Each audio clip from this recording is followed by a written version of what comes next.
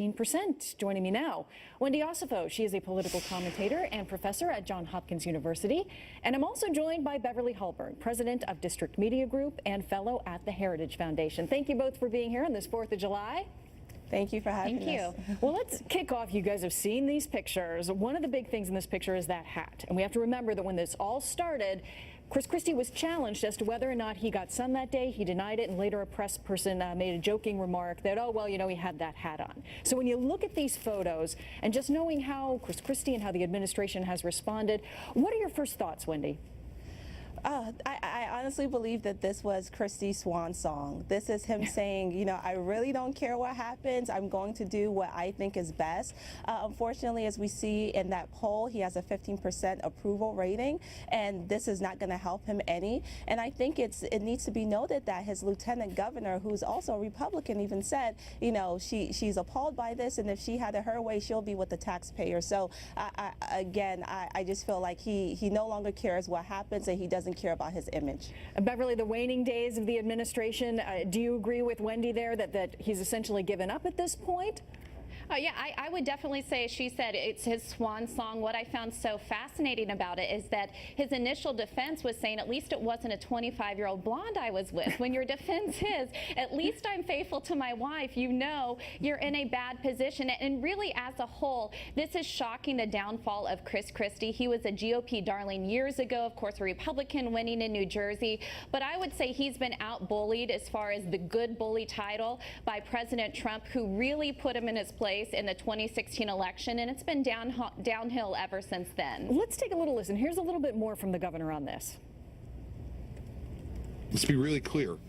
That's our residence, and we have a right to be there whenever we want to be there. I don't apologize for it. I don't back away from it, and I think my poll numbers show that I don't care about political optics. Just utterly unapologetic. He even had this to note on Twitter, that he noted that some of the New Jersey beaches were open, but that some beaches were open. He said, come and enjoy them, but use sunscreen and hydrate. Just not the beach that he was on, of course. Does this speak to how tone deaf he sounds? Beverly?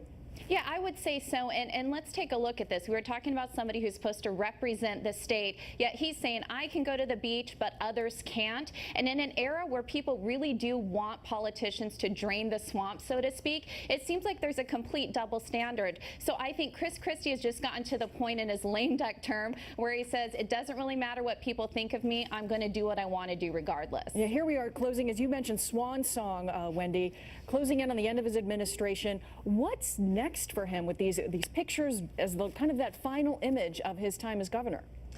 To be quite honest, I have that same question, because if you want to close, you want to close off strong, and that's not what he did here.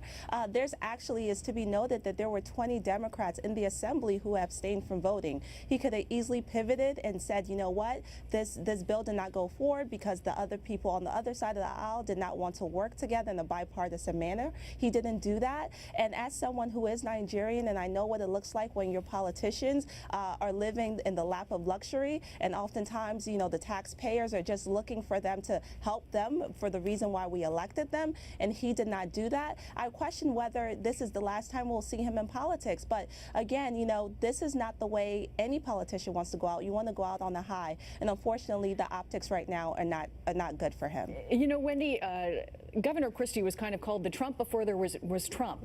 But in this case, has he gone too far? Are people not going to like this final measure?